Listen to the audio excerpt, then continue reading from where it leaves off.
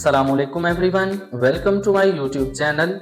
आज का हमारा टॉपिक ऑफ डिस्कशन है एंटी एंजाइनल ड्रग से रिलेटेड एमसीक्यूज और क्लिनिकल केसेस का, जिसमें हम डिस्कस करेंगे वो वाले एमसीक्यूज जो ज्यादातर डीएचए के टेस्ट में, एसपीएलई में या अदर कम्पिटिटिव एग्जाम्स में रिपीट होते हैं। डिस्कशन स्टार्ट करने से पहले मेरी आप लोगों से रिक्वेस्ट है कि आप मेरे चैनल को सब्सक्राइब करें, इस वीडियो को लाइक करें और डिस्कशन के दौरान अगर आपको कोई कंफ्यूजन होती है तो वो कमेंट बॉक्स में लाजमी तौर पे वो चीज़ पूछें। इसके अलावा दूसरे स्टूडेंट्स तक भी लाजमी शेयर करें और अगर आप किसी भी टेस्ट की तैयारी करना चाहते हैं तो उसकी गाइडेंस के लिए भी आप उनसे राब्ता कर सकते हैं। तो चलिए स्टार्ट करते हैं पहले एमसीक्यू से।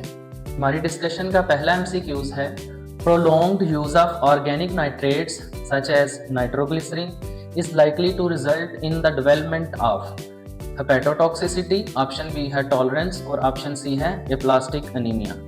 तो नाइट्रेट्स का हमने पढ़ा था कि अगर ज़्यादा लंबे अरसे तक हम इसको यूज़ करें तो नाइट्रेट्स के केस में टॉलरेंस डेवलप हो जाती है, तो इसका सही ऑप्शन होगा option B tolerance. A 60-year-old man presents with complaint of chest pain twice weekly. History revealed that chronic stable angina with hypertension and he is on atenolol 100 mg daily. His blood pressure is 147 by 93 mmHg. His heart rate is 65 per minute. What is the best management?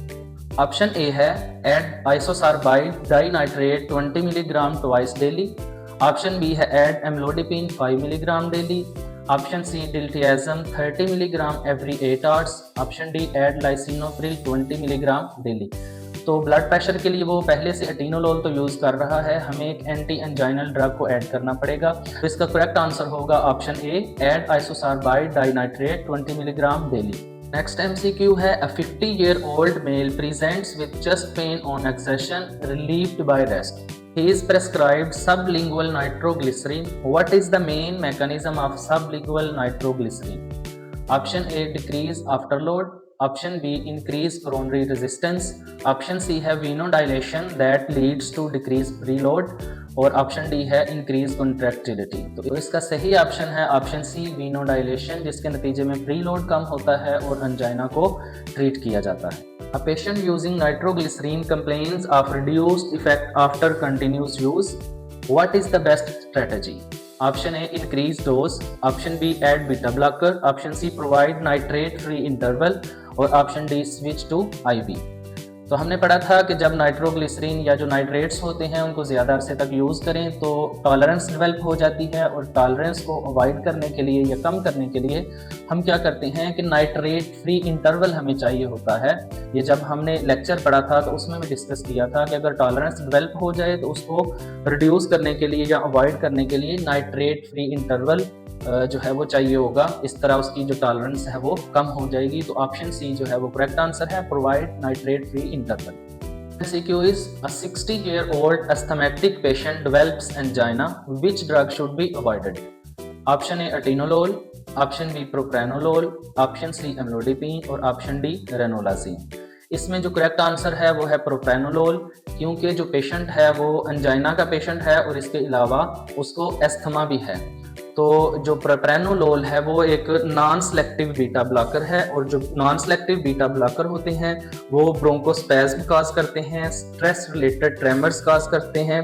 इसके अलावा hypoglycaemia का जो effect होता है उसको mask कर देते हैं, उसकी सिम्टम्स को मास्क करते हैं और CNS डिप्रेशन काज करते हैं। इसलिए जो नॉन सेलेक्टिव बीटा ब्लॉकर्स होते हैं वो एस्थमा के पेशेंट में, स्ट्रेस रिलेटेड ट्रेमर्स में और इसके अलावा डायबिटीज़ में जो है ये कंट्रा इंडिकेटेड होते हैं। तो इसका करेक्ट आंसर होगा option B propranolol. A patient taking sildenafil and develops angina.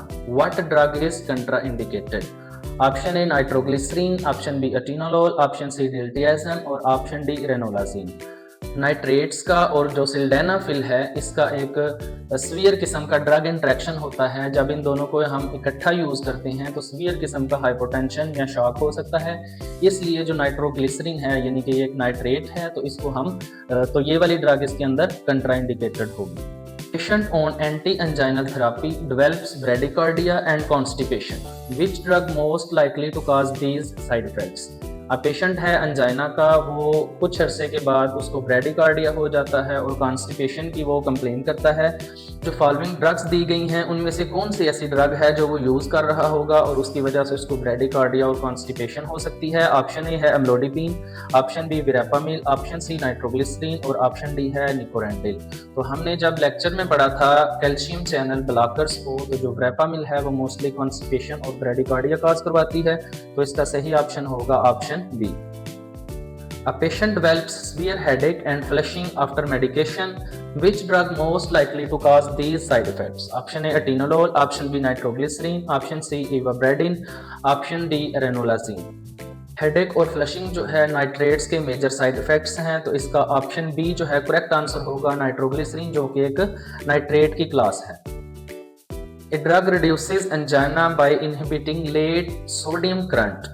Identify the drug. इसमें बेसिकली एक ड्रग का मैकेनिज्म ऑफ एक्शन बताया हुआ है कि ये वाली ड्रग लेट सोडियम करंट को इनहिबिट करती है और अंजाइना को ट्रीट करती है, तो उस ड्रग को आपने आइडेंटिफाई करना है। ऑप्शन ए है इवाब्रेडिन, ऑप्शन बी रेनोलाजीन, ऑप्शन सी डिल्टियाज़म और ऑप्शन डी एटिनोलोल। एटिनोलोल जो है ये एक बीटा ब्लॉकर है, डिल्टियाज़म कैल्शियम चैनल ब्लॉकर है।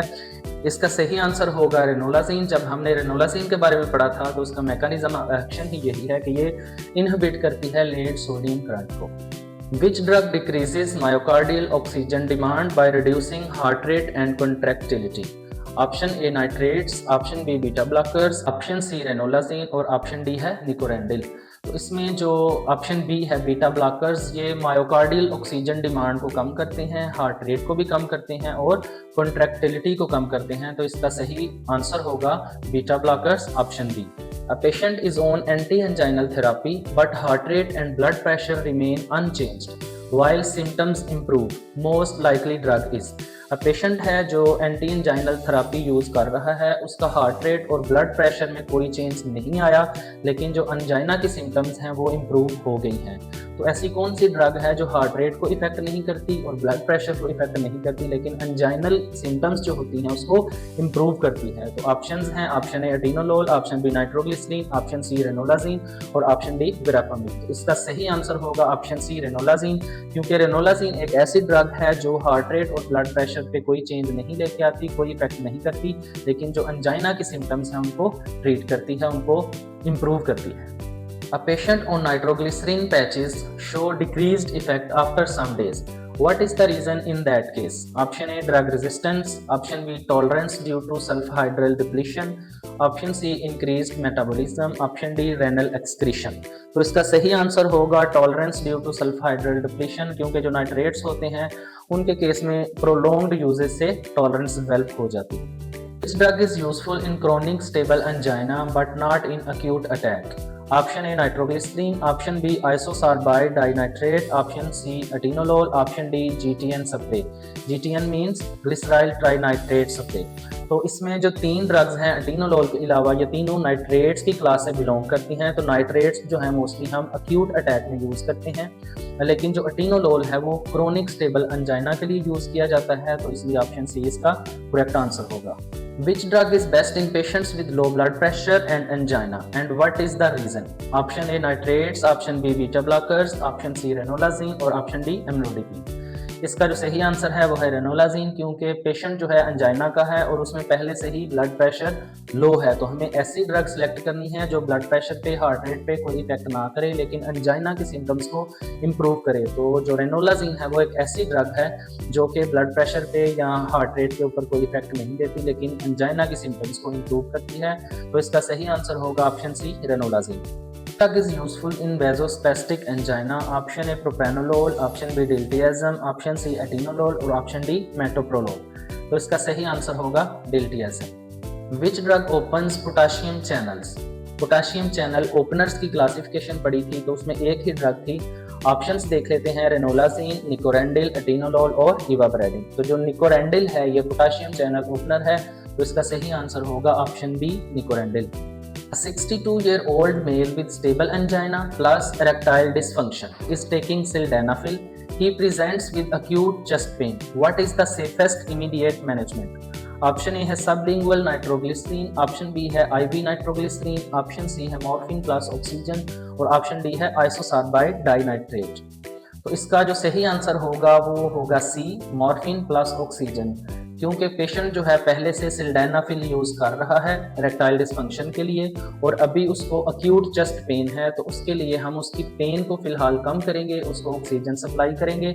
अगर हमने सबलिंगुअल नाइट्रोग्लिसरीन या आईवी नाइट्रोग्लिसरीन या इसके अलावा आइसोसार्बाइड डाइनाइट्रेट दे दिया, तो चूंकि ये नाइट्रेट्स की क्लास हैं, तो नाइट्रेट्स का और सिल्डेनाफिल का एक इम्पॉर्टेंट ड्रग इंटरेक्शन होता है जिसकी वजह से सीवियर हाइपोटेंशन या फिर शॉक हो सकता है। तो इसलिए ये तीनों ड्रग जो हैं अवॉइड की जाएंगी और उसके फिलहाल पेन मैनेजमेंट के लिए मॉर्फिन और ऑक्सीजन दी जाएगी। 58 years old diabetic patient with angina is started on beta blockers. After some time, he fails to recognize hypoglycemia symptoms. What is the reason? Option A है decrease insulin secretion. Option B है masking of adrenergic symptoms. Option C increase glucose metabolism और Option D है increase cortisol. तो इसका सही answer है masking of adrenergic symptoms. चूंकि एक डायबिटिक पेशेंट है वो बीटा ब्लॉकर यूज कर रहा है, तो जो नॉन सेलेक्टिव बीटा ब्लॉकर्स हैं हमने उनके बारे में पढ़ा था कि वो मास्क करते हैं एड्रीनर्जिक सिम्टम्स, यानी कि हाइपोग्लाइसीमिया की जो सिम्टम्स होती हैं उनको मास्क कर देते हैं। तो इसलिए इसका ऑप्शन बी जो है वो करेक्ट आंसर होगा, masking of adrenergic symptoms. Patient develops rebound angina after abrupt discontinuation of beta blockers. What is the cause? Option A, down regulation of receptors. Option B, up regulation of beta receptors. Option C है increased nitrates. Option D है reduced heart rate. तो इसका सही option होगा up regulation of beta blockers. जब beta blockers को हम abruptly discontinue करते हैं तो उसकी वजह से जो है रीबाउंड हाइपरटेंशन या रीबाउंड एंजाइना हो सकता है। A hypertensive angina patient develops peripheral edema on therapy. Which drug is responsible? Option A beta blocker, Option B nitrates, Option C है amlodipine और Option D है रेनोलाजिन। तो इसका जो सही आंसर होगा वो है Option C amlodipine, क्योंकि amlodipine एक कैल्शियम चैनल ब्लॉकर है। तो कैल्शियम चैनल ब्लॉकर्स का एक साइड इफेक्ट है पेरिफेरल एडिमा, तो इसका करेक्ट आंसर होगा amlodipine। अगर आपको ये वीडियो पसंद आई है तो इस वीडियो को लाइक करें और कमेंट बॉक्स में लाजमी तौर पे कमेंट करके अप्रिशिएट भी किया करें, क्योंकि हम बहुत मेहनत के साथ आप लोगों के लिए ये एजुकेशनल वीडियोस बनाते हैं। अल्लाह हाफिज़।